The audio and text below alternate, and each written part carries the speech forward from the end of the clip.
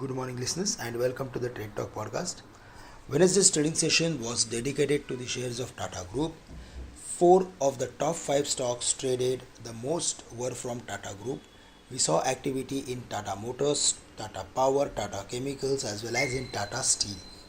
Early in the session, the Nifty broke the level of 18,050, which was the breakout level, and later it has never looked back during the day. The Nifty hit the high of 18,197, led by auto, FMCG, and metal stocks. The breakout formation of the Nifty suggests us further upside in the near term. However, buying on dips is advised.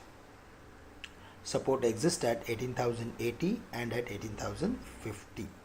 On the higher side, the chances of hitting 18,300 to 18,450 are turned bright. The overall congestion of call writing is around 18,350 levels. After crossing the levels of 18,000, the next 18,300, the next level to watch out for would be 18,375. On the downside, as we mentioned, the important level is 18,080, 18,050, but the way today the markets are opening higher on the back of specific strong numbers from IT companies, we are going to see opening somewhere close to 18,300 levels.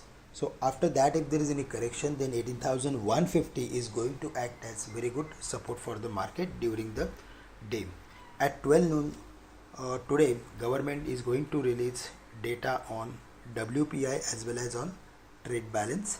For WPI, the estimated figure is around 11.15. Prior it was 11.39, and for trade balance data it is minus $22.9 billion. Prior it was $13.8 billion, which shows that imports are increasing, which is little bit again concerning for our markets. Our currency is weakening. It is around 75.35. Yes, there was some upside that we saw in yesterday's trading session. The currency was around 75.55. From there now it is trading at 75.35. The dollar index, which was around 94.50, is now at 94.15.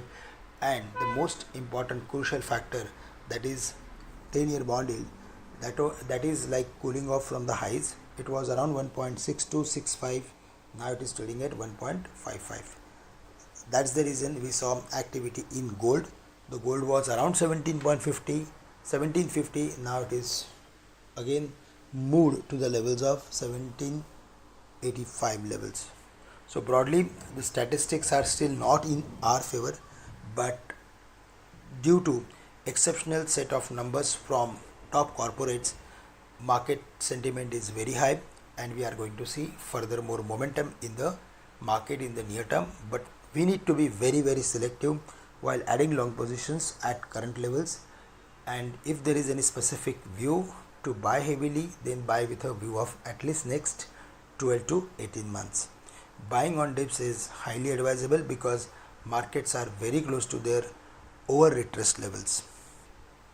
For the day, we are going to focus on tech companies, metal companies, as well as select PSU banks.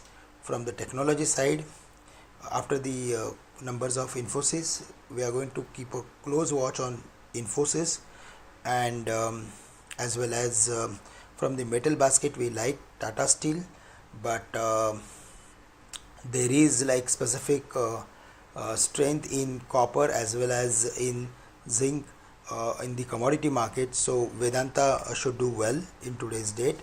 Also, we are specifically bullish on Nalco and Hindalco.